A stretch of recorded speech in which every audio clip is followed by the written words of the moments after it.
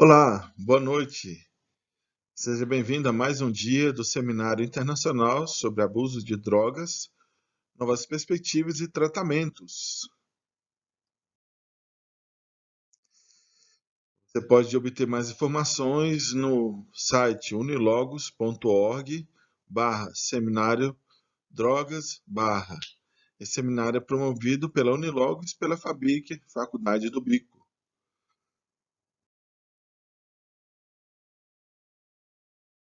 Como vocês já sabem, eu sou o Dr. Anderson Pereira da Silva, eu sou organizador do evento, juntamente com o Unilogos, com a Faculdade do Bico. E hoje eu vou estar falando para vocês sobre o tema Novas Perspectivas da Neurociência sobre Abuso de Drogas na Infância e Adolescência. Aqui um pouquinho do meu currículo, eu não coloquei ele todo, mas só uma parte que tem mais a ver com o tema. Eu sou médico do programa Mais Médicos desde 2017, pelo Ministério da Saúde, atuando primeiramente em Curitiba. Atualmente eu estou afastado por problemas de saúde devido à trombose, né? E também tratamento de síndrome de burnout. Sou graduado em medicina pela Bolívia, pela UDABOL, universidade aqui no Bolívia, lá em Santa Cruz da Serra. Graduado também em biologia, licenciatura em biologia pela FIA, teologia pela Unilogos, pela FATEBOV e pelo Seminário do Sul, do Rio de Janeiro, no Polo Avançado em Governador Valadares. Tem mestrado em Psicologia Clínica Integrativa pela Unilogos, pós-graduação e especialização em Atenção Básica pela UFPR, especialização em Gestão da Saúde pela Unilogos, pós-graduação em Neurociência pela Unileia, pós-graduado também em Saúde Mental com ênfase em Dependência Química pela FASouza, MBA e DBA também em Gestão de Saúde pela FIB Brasil. E aí, por isso tem essas bandeirinhas aí, né, do Brasil, que eu sou brasileiro, sou professor honoris causa e professor associado pela Unilogos e também embaixador institucional para a América do Sul pela Unilogos, por isso a bandeirinha dos Estados Unidos. E professor e palestrante do Centro de Capacitação Técnica de Hawaii da Bolívia, por isso a bandeira também da Bolívia. E ex-professor de Medicina Social e Saúde Pública da Universidade Nacional do Oriente, a UNO, na Bolívia, em Santa Cruz de la Serra. E aí está meu contato, dr.andersonps@gmail.com. Tá falando para vocês sobre o filme Marcas do Destino, que em inglês quer dizer Mask. É um filme americano lançado em 1985, conta a vida de Rocky, que não foi fácil, porque além dos problemas do preconceito pela a face dele, né, que dá você olhando a foto, parece a face de um leão, e até chamava assim ele, né, o menino que tinha cara de leão, que conta a história de fatos verídicos, né? Ele é filho de uma mãe que é uma mãe dependente química, que usou álcool, usou cocaína, maconha e outros tipos de drogas. E esse rapaz ele veio a nascer com esse problema genético que trazia uma deformidade no seu rosto e nos seus ossos também, que causava terríveis dores de cabeça. E a mãe dele ela tinha um jeitinho todo especial para poder vir acalmá-lo e acalmava essa dor de cabeça dele. Olha, as mães ainda têm esse toque especial que acalma essa dor. E isso é provado até pela ciência também.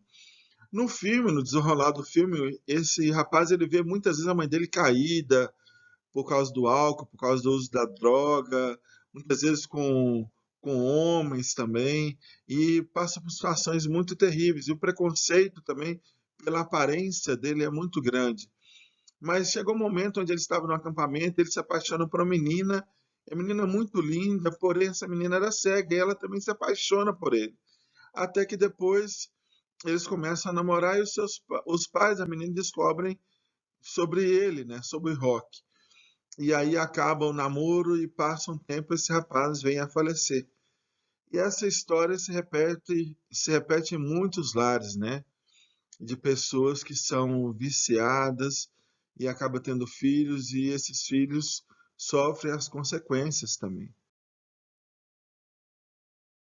Adolescência, como nós estamos falando sobre infância e adolescência, a adolescência ela acaba aos 25 anos, foi uma reportagem lançada na BBC no ano de 2013, através da Lucy Wallace, né, que ela colocou da ideia dos psicólogos britânicos, que eles eram especializados no tratamento em jovens e está considerando a adolescência um pouco mais além.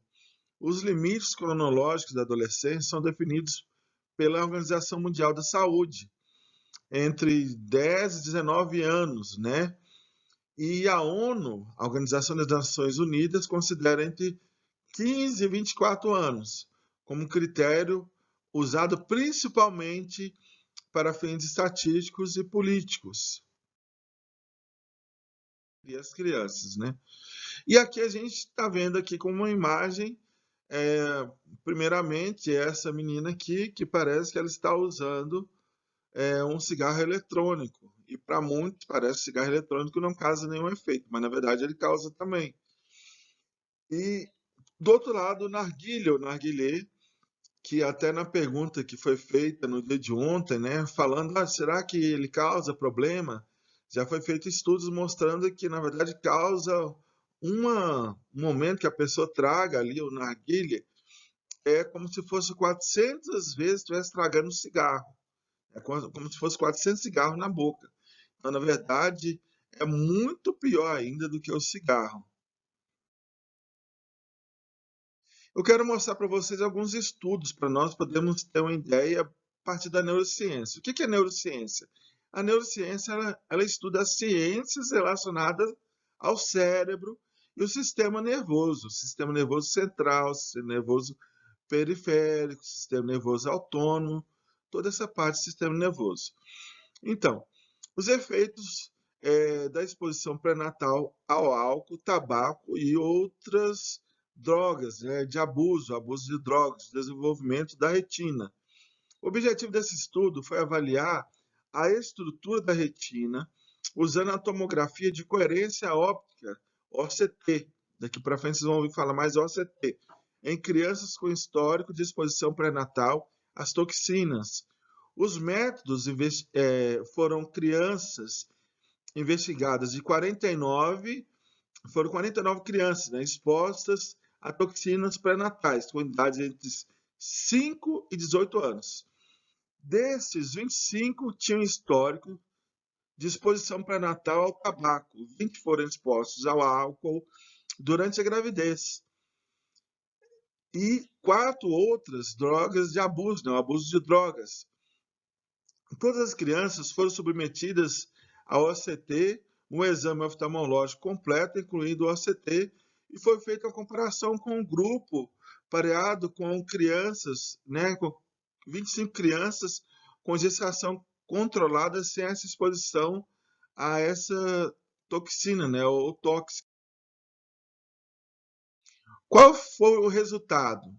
As crianças expostas no pré-natal às substâncias tóxicas mostraram uma redução significativa da espessura média da camada de fibras nervosas da retina, em comparação com as não expostas, bem como 4 quadrantes também. Também foi observada uma diminuição significativa na espessura média da camada de células ganglionares, que tem a ver com essa parte também neural. Você já deve ter ouvido falar aí no restante das outras apresentações. E aí nós temos outras coisas também, ó, que houve a maior diminuição da espessura encontrada em crianças expostas ao abuso de drogas, seguidas pelas expostas ao álcool. E o terceiro grupo exposto ao tabaco durante a gravidez. Qual foi a conclusão, que é o que importa para a gente aqui? A exposição a essas toxinas durante a gravidez interfere no desenvolvimento da retina e esses resultados reforçam as evidências das recomendações sobre como evitar o consumo de qualquer tipo de toxinas durante a gravidez. Eu, como médico do programa Mais Médicos, como médico, nós atuamos como médico de família, ou seja, nós atuamos em todas as faixas etárias. Eu costumo falar, desde o ventre materno até aquele senhorzinho que já está com seus 90 e tantos anos de idade. E, gente, coisa linda é você ver uma gestante, né? Agora, a coisa difícil é você trabalhar com a gestante, que ela fuma, que ela bebe e que ela usa drogas, porque ela dificilmente ela quer parar, ela tenta nos enganar. Ela tenta falar, eu não estou fumando. E você vê as unhas estão amarelas, você sente o cheiro do cigarro, assim, no hálito dela, na roupa dela, e é algo bem difícil de você trabalhar. E a consequência vem depois, como vocês viram aqui. Aqui só para a gente poder relembrar, vocês já viram isso em biologia, como que entra a luz, como que é importante isso. A luz ela vai entrar aqui pela córnea, a íris ela controla, né? A íris é essa bolinha aqui que tem que ela controla a abertura, né, da entrada da luz. E aí nós temos o cristalino, que é como se fosse uma outra lente aqui, que vai mandar lá para o fundinho do olho, onde está aqui a retina. Aí tem o nervo óptico. Então, esse nervo aqui que estava falando que ele acaba sendo diminuído e que ele então vai estar levando a imagem lá para o cérebro, onde o cérebro vai fazer a interpretação da imagem. Ou seja, qualquer redução no tamanho, na espessura desse nervo vai alterar drasticamente também na interpretação das imagens que vão ser geradas ou que vão ser levadas para essa criança. Lembrando que essa imagem que nós aprendemos a enxergar, nós não nascemos enxergando, nós aprendemos a enxergar. Conta-se quando Cristóvão Colombo, né, quando chegaram aqui, para descobrir, né, aqui, os índios olharam assim, não viam as caravelas, até que eles olharam, olharam, e aí começaram a enxergar o vulto, até que conseguiram enxergar os navios. Por quê? Eles não conheciam, porque os olhos não estavam treinados. É assim também com a gente. Quando nós vemos alguma coisa, nós demoramos um pouco até entender que não é tal pessoa. Até às vezes passamos algumas vergonhas, né, com respeito a isso. Eu faço uma pergunta para você. Uma mulher que gerou vários filhos e é dependente química, não aceita tratamento, também não cuidou de nenhum dos filhos, tem o direito de continuar engravidando ou deveria passar por um processo de esterectomia, que é chamada laqueadura, ou inserção de DIU, pelo menos? É uma pergunta que eu faço para você.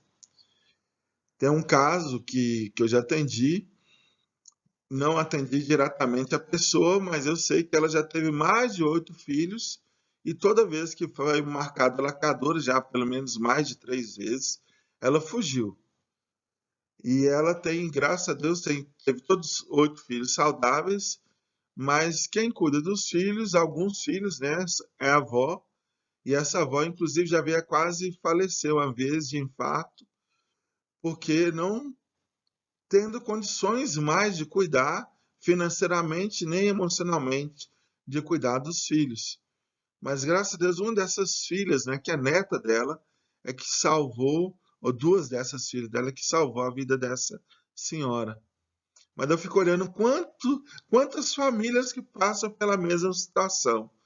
E a gente fica pensando, o Estado não pode intervir numa situação como esta? Já parou para pensar quanto de dinheiro que é gasto nesse sentido? Nós vamos ver que a dependência química, vocês já viram nas palestras, é uma doença. Será que nós não podemos intervir? Se é um doente, e é um doente de saúde mental, que muitas vezes precisa de uma intervenção, será que nós não podemos intervir? É a pergunta que eu lanço para vocês. Eu não vou dar a minha opinião, eu só faço a pergunta para vocês. Até o final aqui da palestra, quem sabe vocês vão ter a resposta, né? Continuando aqui, um outro estudo falando sobre opioides, ele fala sobre morte com opioides em criança e adolescente nos Estados Unidos. Quase 9.000 crianças e adolescentes morreram de intoxicação por opioides, com medicamentos prescritos e ilícitos entre 1999 e 2016. Prestem bem atenção, foram medicamentos prescritos por médicos e ilícitos, ou seja, heroína, né, ópio e outras coisas mais. E aqui tá alguns dos autores aí, como a Julie Gartner, Verônica, John. Quais são os pontos chaves desse estudo? A primeira pergunta, né? Todo estudo tem pergunta, resultado, significado, né? Que seria o objetivo e tal. Como as taxas de mortalidade nos Estados Unidos por intoxicação pediátrica por opioides mudaram nas últimas 2 décadas. Lembra que são 20 anos que eles estudaram. Os resultados, nesse estudo transversal, 8.986 crianças e adolescentes morreram entre 1999 e 2016 por envenenamento por opioides ilícitos e prescritos. Nesse período, a taxa de mortalidade aumentou 268,2%. Significado, olha, intervenções pediátricas específicas e focadas na família são necessárias para tratar a intoxicação pediátrica por opioides, um crescente problema de saúde pública nos Estados Unidos. E a gente está colocando como nos Estados Unidos, mas na verdade é um problema também no Brasil. No Brasil tem mais de 40% a 60% das internações hospitalares são por causa não só de opioides, mas por causa de automedicação, de pessoas que tomam medicamentos aí e acabam sendo internadas porque tomaram medicamento de qualquer forma, porque o vizinho ensinou, porque o tio ensinou, porque não sei quem ensinou. Não sei se você sabe, mas se você tomar, por exemplo, chá de camomila em excesso, ao invés de baixar a pressão, ele pode aumentar a pressão. E são coisas que às vezes a gente não sabe. Aqui só para a gente poder ter uma ideia, né? Na escala de analgesia, né, da OMS de 1986, adaptada por Mencalha em 2015, dor leve. Aí normalmente se usa o não opioide, como dipirona, como AINES. Mas, por exemplo, não é qualquer pessoa que pode tomar dipirona. Minha esposa, por exemplo, tem alergia de dipirona. Uma vez nós atendemos uma criança lá no Hospital Menino Deus, em Curitiba, e a criança, na verdade adolescente, ela estava com o corpo todo vermelho porque ela teve uma reação alérgica à dipirona. E demoramos um bom tempo para ela poder voltar ao normal. Já estava até perdendo a respiração porque ela estava tendo um choque anafilático. Não foi a única, nós já tivemos outros casos. Um caso, outra vez, de uma criança, há 1 ano e um pouquinho, que ela tinha tomado ibuprofeno e não estava conseguindo urinar. Teve que trocar medicação para ela. Isso tudo está na bula. Isso pode acontecer em algumas crianças, não quer dizer que todos vão acontecer.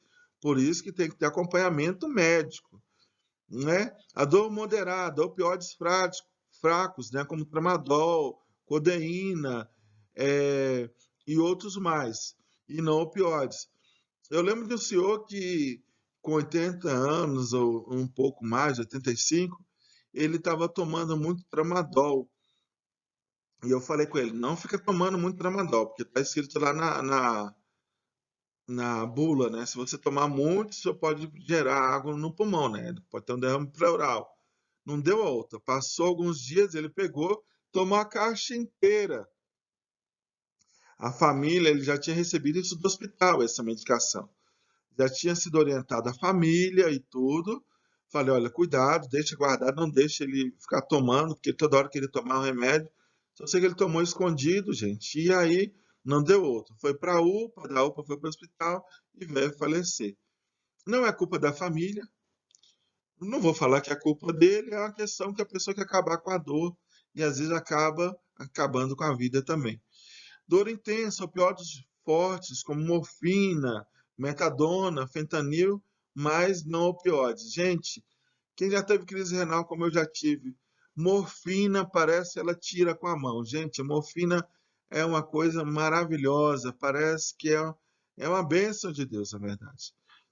E eu falo, parece que todos os problemas somem quando vem a morfina. Mas a pessoa ela pode acabar se acostumando com a morfina. Ela é boa no momento da dor, mas se usar demais, acaba virando vício. Então, tem que ser com prescrição médica e com acompanhamento. A dor refratária, procedimentos intervencionistas, opioides fortes, não opioides. Só para vocês verem essa questão da escala aí. Então, em 2015, houve 33 mil mortes nos Estados Unidos, atribuídas ao envenenamento por opioides. Em 2016, as mortes excederam 43 mil, mais do que qualquer outro ano registrado. Os americanos continuam morrendo, e no Brasil também, eu estava vendo outros dados no Brasil, em números sem precedentes, né? A opioides prescritos e cada vez mais com heroína, fentanil, fabricados ilegalmente, apesar das medidas agressivas de saúde pública para conter essa crise, o que mostra que esse tema é complexo e é uma epidemia, não só lá, mas também aqui. O objetivo desse estudo que nós estamos falando, portanto, foi examinar em detalhes as tendências nacionais em mortes pediátricas, preste bem atenção, por intoxicação por opioides em relação à idade, raça, etnia, modo de morte, ou seja, intenção, opioide envolvendo o cenário, por exemplo, médico versus residencial. O que começou há mais de 2 décadas como um problema de saúde pública, principalmente entre jovens brancos e de meia idade, agora uma epidemia de prescrição e abuso de opioides ilícitos que afeta todos os segmentos da sociedade, ou seja, não tem se é pobre, se é rico, né? No caso dos americanos, incluída a população pediátrica. Preste bem atenção. Milhões de crianças e adolescentes estão agora rotineiramente expostos em suas casas, escolas e comunidades a essas drogas poderosas e viciantes. E é interessante que muitas vezes os pais deixam lá o medicamento, igual aqui em casa, como sou eu e a minha esposa, eu deixo a medicação, às vezes, que tem que tomar perto de mim, né? Que eu tomo clonazepam e outros medicamentos, né? Como anticoagulante também, por causa da trombose na perna.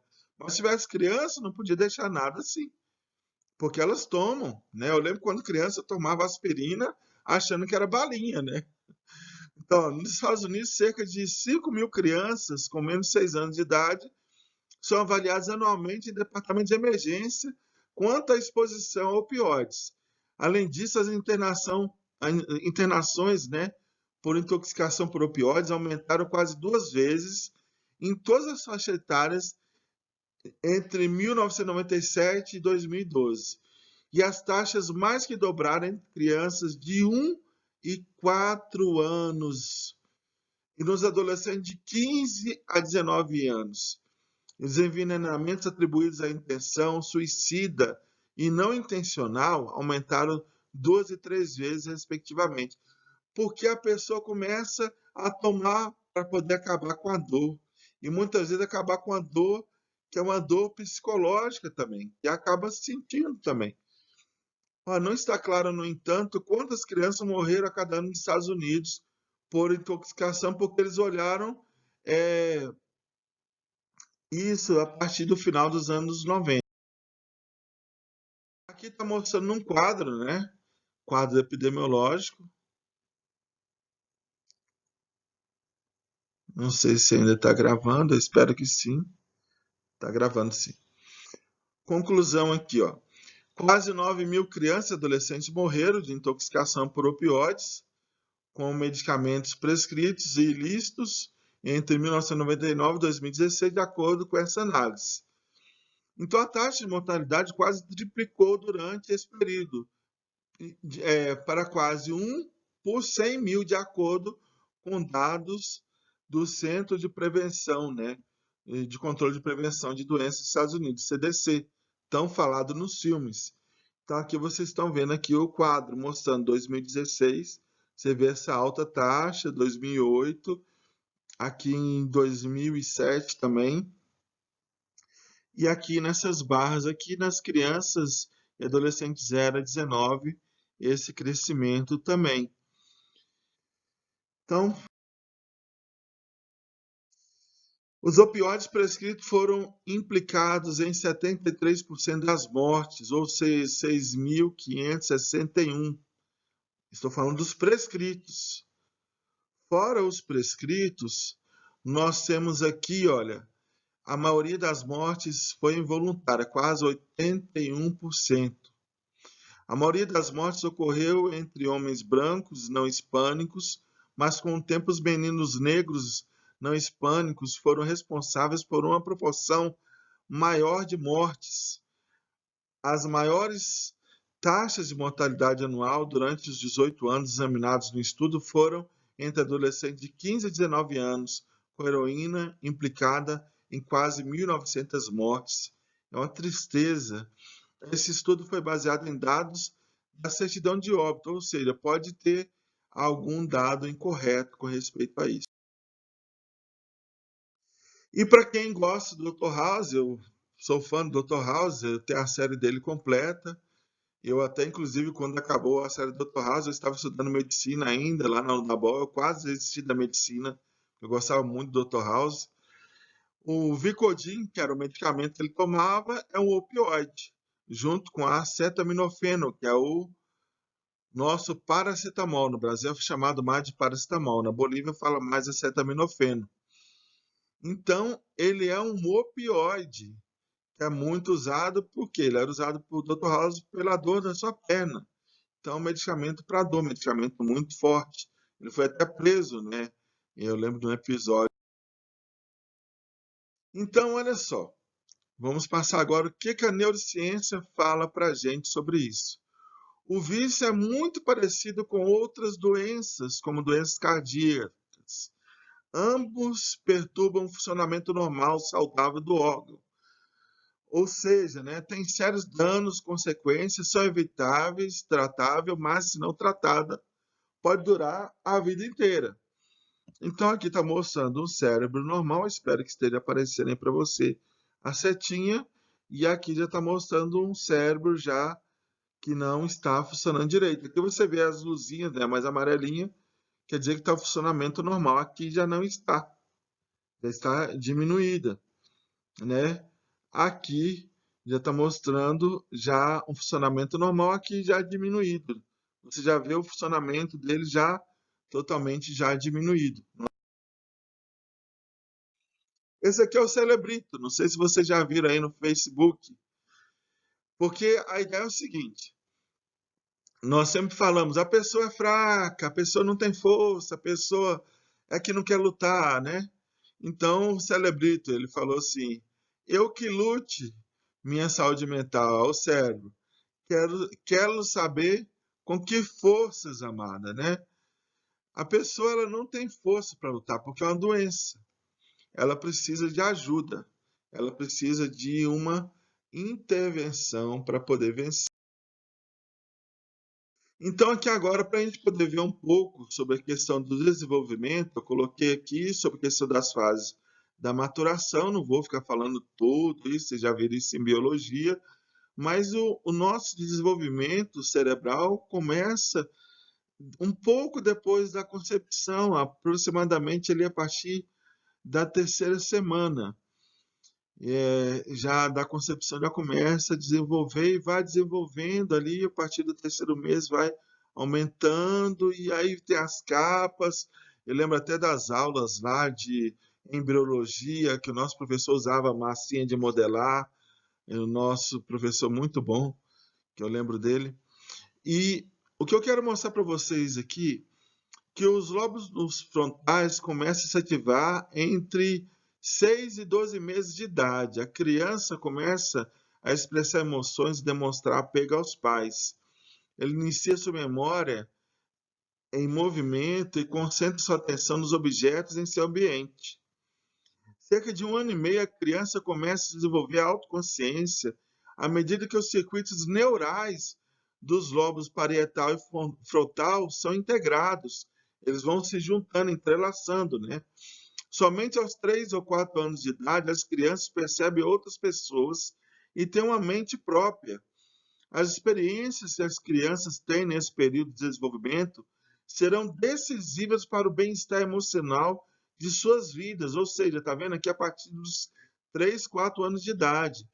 A rejeição, abuso, negligência dos pais nesse estágio alterará posteriormente as reações emocionais e poderá predispor distúrbios de ansiedade ou depressão. O Patrick McGrowan, da Universidade de McGill, descobriu que quando há maus tratos ou abuso na cidade, a situação estressante causa a liberação de uma grande quantidade de hormônio chamado cortisol, é o hormônio do estresse. Então, olha, para neurociências pode ser uma doença do desenvolvimento. E aí nós temos aqui a questão das idades, aí, bem justamente nessa fase do desenvolvimento, olha, até os 25 anos de idade, dos 5 aos 25 anos de idade. Então, no livro Termos Atuais de Biologia, da editora Livrologia, eu escrevi um capítulo, né, sobre o desenvolvimento biológico do humano, cerebral e neurociências, e eu destaquei algumas coisas que eu fiz citações ali. Os níveis de dopamina, serotonina e outros transmissores são afetados pelas experiências da primeira infância. Então, todas as experiências que a pessoa tem, positivas ou negativas, é que vai interferir na formação desses níveis, desses transmissores ou neurotransmissores na pessoa. Do mesmo modo, né, na microbiota bacteriana dentro do intestino, se comunica, né, com o sistema nervoso, alguém já diz, né, já está sendo estudado como o intestino, né, como o segundo cérebro, né, toda essa parte assim. O sistema nervoso entérico e, por consequência, todo o sistema nervoso também influencia no desenvolvimento cerebral. Visto desordens de ordens psíquicas estarão, né, cada vez mais em um campo de estudo emergente, sendo relacionado com reações também imunológicas. Então, aqui eu coloquei para vocês verem o desenvolvimento, né? Isso aqui é a partir de estudos de imagens, mostra a maturação do cérebro, a partir dos 5 anos de idade até os 20 anos. Então, na verdade, entre os 5 e 20, 25 anos de idade é que o cérebro, então, está amadurecido. O que quero dizer com isso? É que a pessoa que usa drogas, que usa álcool, que usa maconha, cocaína, heroína, medicamentos sem orientação médica, essa pessoa ela vai estar viciando o seu cérebro, porque ele está em formação, ele está em desenvolvimento. Então, se a pessoa faz o uso, então ela vai estar treinando o cérebro dela para ele vai estar mais suscetível do que o. Então, tudo isso aí tem a ver com pelo menos essas três coisas aqui. Primeira coisa, a substância. Pode ser o álcool, tabaco e drogas. Vou citar aqui alguns exemplos até pessoais também. Por exemplo, na questão do álcool, a minha mãe não era muito de beber, mas ela sempre tinha lá a questão de comprar uma cachaçinha lá para fazer os negócios dela lá, que eu nem sei o que é direito lá, não. E a questão do tabaco. Minha mãe sempre fumou, minha tia também, e para mim até o cheiro do cigarro era doce. Falar a verdade para vocês, mas minha mãe nunca gostou que a gente fumasse. Eu lembro que uma vez coloquei o cigarro na boca e joguei ele longe, né? Mas graças a Deus minha mãe nunca gostou que fumasse, mas o cheiro do cigarro era doce, mas eu detesto cheiro de cigarro. E para mim era uma vergonha quando adolescente sair na rua com o cheiro de cigarro na roupa. Eu não aguento cheiro de cigarro, graças a Deus. Eu lembro que quando adolescente, uma vez eu saí com um tio meu que ele foi beber cerveja e eu nunca fui de beber, graças a Deus, de beber nada mesmo. Tanto que eu fui sair com meu tio, ele foi beber uma cerveja e pediu outra, pediu, só que eu pedi umas 3 cervejas e eu bebi com ele. Foi a única vez que eu lembro que bebi cerveja assim na minha vida, assim. Entendeu? Drogas nunca usei, graças a Deus. Mas na questão do álcool, uma vez o meu irmão e eu, diz a minha mãe, que nós bebemos uma garrafa daquele vinho, sabe aquele vinho ruim, né? Aquele baratinho, garrafão de 5 litros, diz que nós tomamos sozinhos. E eu, graças a Deus, sou evangélico, eu decidi nunca mais tomar vinho, nem nada de álcool. Uma vez eu estava na Bolívia, estava tendo um congresso, eu achei que era suco de uva, quando eu fui tomar assim, era vinho, eu já joguei ele fora, porque eu não aguentei nem. Na hora que coloquei na boca e senti que era álcool, joguei fora, porque eu não aguento nem o cheiro direito, e não estava dando para perceber o cheiro, né? Olha, isso tem a ver, então, a substância, tem a ver também com o indivíduo, a genética, a vulnerabilidade e algumas comorbidades. Eu percebi que na minha família eu tenho alguns tios que eles são etilistas. E graças a Deus eu não bebo, mas se eu mexesse com isso, eu ia acabar sendo etilista também. Aí na família também tem um ambiente, né? A cultura, aquela questão, olha, bebe, olha, fuma, não, prova aqui, faz isso, aquilo. Então, todo esse entorno acaba interferindo também para que a pessoa participe, né? Então, as experiências adversas durante o neurodesenvolvimento em uma vulnerabilidade aumenta a adição e abuso de drogas e substâncias. A adição tem um correlato mais biológico de dependência química. Está entendendo? Porque ela vai se ligar a questões biológicas da pessoa, entendeu?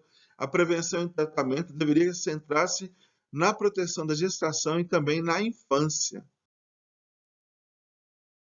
Aqui nós já falamos, mas é uma pirâmide que fala muito bem sobre isso. A carga genética, influências ambientais, a epigenética, que é falado muito hoje, né? A epigenética vai trabalhar muito a questão do contexto, que no contexto ambiental que você pode mudar também o que a pessoa, pode modelar a pessoa, pode modelar os pensamentos da pessoa, pode modelar as atitudes da pessoa também. E tem a questão do esse estudo de Harvard é muito interessante, o iBreath, ao impacto da diversidade precoce no desenvolvimento infantil, como nós estamos falando da questão infantil. As primeiras experiências influenciam o cérebro em desenvolvimento. Aqui do lado nós temos aqui a comparação. Crianças pequenas institucionalizadas em más condições mostram muito menos do que a atividade esperada. O que seria isso? A parte que laranja e vermelha são atividade cerebral. E aqui está mostrando criança institucionalizada. Aqui está mostrando como que é ou maltratada, né? Aqui está mostrando o baixo desempenho delas. E aqui não são institucionalizadas e que têm maior tempo, têm cuidado dos pais. Como que elas têm maior desenvolvimento. Então, olha, o estresse crônico pode ser tóxico para o desenvolvimento do cérebro. A diversidade precoce significativa pode levar a problemas ao longo da vida.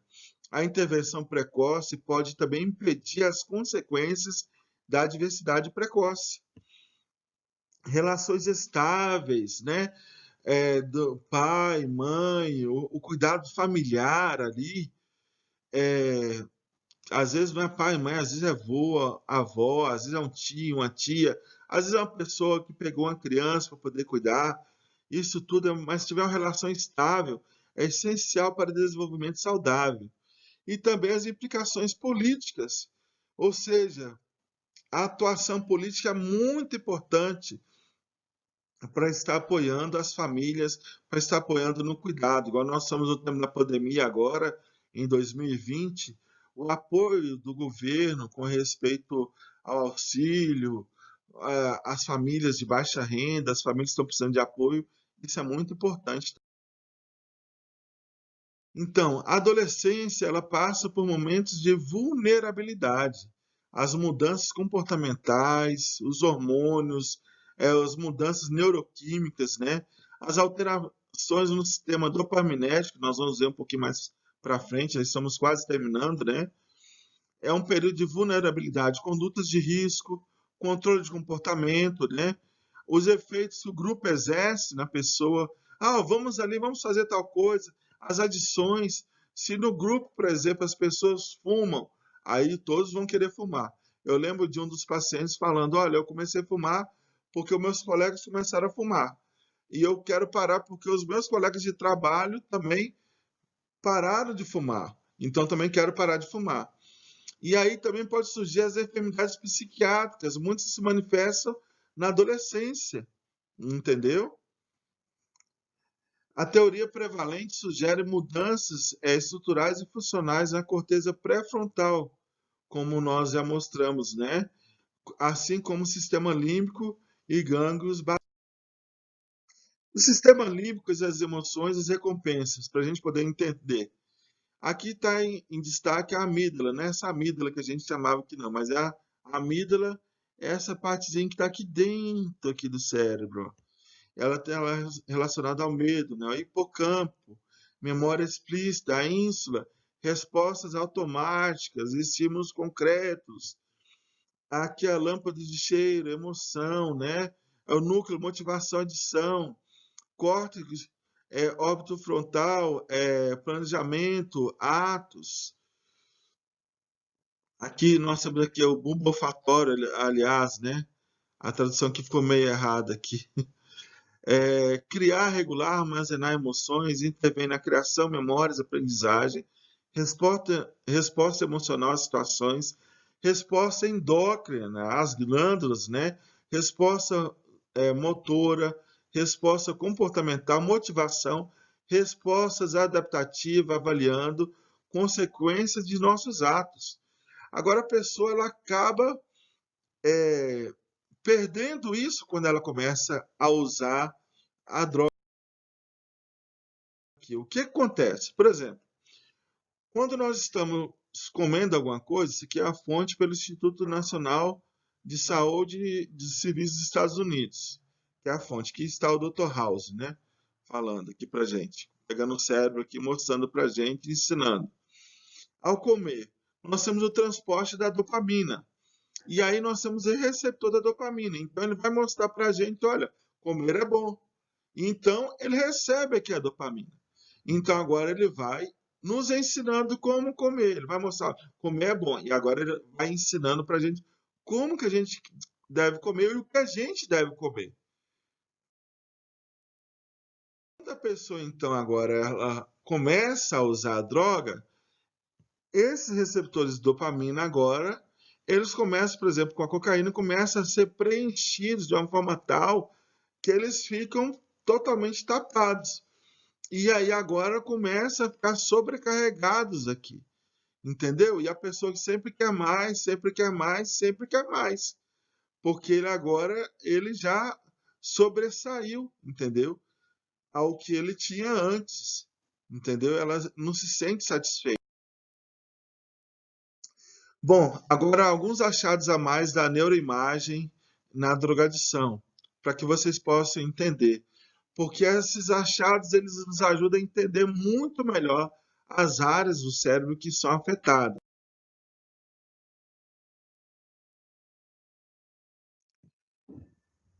A comparação aqui essa parte vermelha é mostrando de esse aqui está usando um radiofármaco marcador, né, que é o Racloprid 11C, que aqui nesse vermelhinho aqui que está mostrando um cérebro saudável. E aqui já mostra como que acontece quando ele já, uma pessoa que usa a metanfetamina, já não tem mais esse pontinho vermelhinho, já não está funcionando direito. E aqui você já vai vendo, perdendo o funcionamento. Mostrando esse em comparação com a pessoa que tem Parkinson. Olha a diminuição aqui, olha. Aqui está mostrando a pessoa antes, né, normal, aqui depois ela usa a metanfetamina, aqui a pessoa normal e aqui depois que ela tem a doença de Parkinson. Olha como que vai afetar a pessoa que ela usa a metanfetamina. Ela vai ficar eufórica no início, toda assim e tal, e vai ficar muito bem, mas depois vai vir. Bom, aqui agora um documento elaborado em 2018 pela Sociedade Brasileira de Pediatria. O que deve fazer então agora? Já chegamos nessa parte para orientar a família. Primeira coisa, isso para os médicos, para os pediatras e serve para todos que estão assistindo também. Primeiro, cumprimentar a família, né, para os profissionais, pois dar a mão ao paciente aumenta a adesão ao tratamento, ao aconselhamento breve, né? Tem empatia, essa empatia é muito importante. Muitos médicos muitas vezes falam assim, próximo, próximo, venha. Não é assim, né? Brinque com a criança. Eu, quando eu atendo criança, adolescente, eu olho para a criança e para o adolescente. Eu, muitas vezes, não estou nem aí com a mãe e com o pai. eu olho para a criança e para o adolescente. Não é que eu não esteja nem aí com a mãe, com o pai, mas eu pergunto assim para a criança: o que você está sentindo? Eu olho para o adolescente: o que você está sentindo? Adolescente fica meio assim, criança fica meio assim, mas quando eu pergunto, tem crianças que os olhos até brilham, porque muitas vezes o pai e a mãe não deixam a criança falar, o adolescente não é ouvido em casa, mas quando eles ouvem. Eu lembro de uma vez que foi um pai, né, com duas crianças, e aí uma mais novinha e uma outra que tinha uns 12 anos. E aí estava uma colega minha também comigo, e aí eu pedi a esse pai, e uma criança menor toda hora querendo ir no banheiro, querendo ir no banheiro. Aí eu falei com o pai assim: não, pode deixar ela aqui comigo, a minha colega está aqui, né? Aí, enquanto ela foi no banheiro, aí eu pude perguntar à menina, né, que já tinha uns 12 anos, perguntei: aqui, agora você pode falar que seu pai saiu. Você já teve relações sexuais, né? Aí ela foi e falou: "Ó, doutor, já tive sim", porque ela estava com medo de falar, e ela precisava de falar para aquele atendimento, mas ela estava com receio de falar porque estava com o pai. E é direito dela, direito, aliás, eu acho que ela tinha 13, 14 anos, era direito dela falar, mas ela não queria falar na frente do pai. E ela precisava de falar para aquele atendimento, para a gente poder dar um atendimento correto para ela, entendeu? Tem empatia, brinque com a criança, com o adolescente, pergunte para que time ele torce, é um bom começo, né? Discuta o assunto com a família, presente sem aprofundar em temas como: você já usou drogas, já teve relação sexual, isso não interessa no aconselhamento, deixa o assunto para depois. Aqui, no caso, está falando sobre esse negócio. Igual eu falei, não falei com o pai, eu falei, no caso, com a menina, que foi um outro contexto. Aqui está falando sobre drogas, né? Anote e discutir no prontuário, né? Para que você possa retornar no aconselhamento breve, na próxima consulta, aprofundar no conhecimento da família do seu paciente. O que está falando é um aconselhamento que ter o retorno do paciente. Às vezes a gente não tem esse tempo. Não importa a idade do seu paciente, o aconselhamento breve se inicia intraútero. Se a mãe fuma ou se o pai bebe em excesso, é preciso dedicar um pouco mais de tempo. Lá em Curitiba, nas unidades de saúde, nós temos em média 30 minutos para o atendimento pré-natal. Isso é o normal. Eu vejo que em muitas cidades, normalmente, o atendimento pré-natal é 10 minutos. E 30 minutos muitas vezes não dá tempo, porque nós deixamos a mulher à vontade para perguntar, para questionar, para poder ser ouvida. Às vezes vai a família inteira também, e a gente quer que o marido vá para poder ser ouvido, faz o toque genital, ouve os batimentos, grava, deixa eles gravarem os batimentos do bebê, para ter o tempo também, entendeu? Então aqui o importante é ouvir, entendeu? Então, assim, lembre-se de que as doenças têm aspecto genético, investigue os antecedentes familiares. Isso é coisa básica da medicina, né? Se há alcoólatras na família, não perca tempo em discutir esse assunto. Se há doentes psiquiátricos, lembre-se que a maconha antecipa e exacerba doenças psiquiátricas. É bom lembrar disso. Aprofunde o conhecimento sobre problemas das drogas e aprenda a não discutir essas questões, pois o pediatra tem condições de orientar, iniciar o tratamento do tabagismo. E no Brasil nós temos um bom programa de tabagismo, muito bom mesmo. Seja amoroso e insistente nas questões sobre drogas. Nunca sabemos qual o ponto vai fazer cair a ficha, né, na família. Bom, para resumo das conclusões, os pesquisadores das mortes por opioides em crianças e adolescentes instam os legisladores e as autoridades de saúde pública, os médicos, os pais, a implantarem medidas de proteção para lidar com o crescente problema de saúde pública. Intervenções pediátricas específicas e focadas nas famílias são necessárias para tratar a intoxicação pediátrica por opioides, um problema crescente de saúde pública nos Estados Unidos e também aqui no Brasil. Gente, quantas vezes vem gente pedindo: doutor, eu preciso da minha codeína, doutor, eu preciso disso, daquilo. Eu fiz uso de codeína durante muito tempo, eu procuro não tomar. Às vezes a médica me passava assim 30 comprimidos, eu usava ele durante quase 3 meses, tomava só mesmo quando estava doendo muito. A exposição a toxinas durante a gravidez interfere no desenvolvimento da retina. Então, assim, voltar a falar para as gestantes, né, sobre esse consumo de qualquer tipo de toxina durante a gravidez que realmente faz mal para elas e para. E uma boa notícia, recuperação de grupo com abstinência prolongada. Aqui mostrando a imagem, né, de uma pessoa que usava metanfetamina.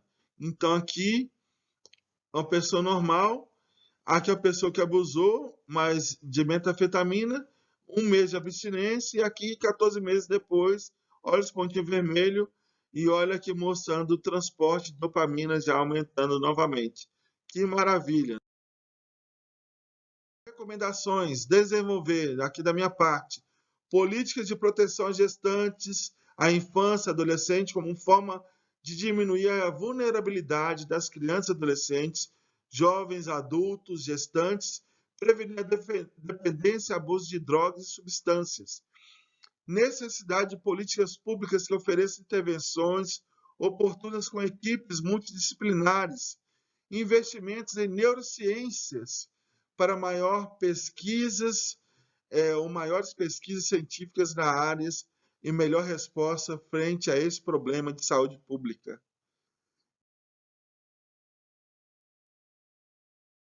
As referências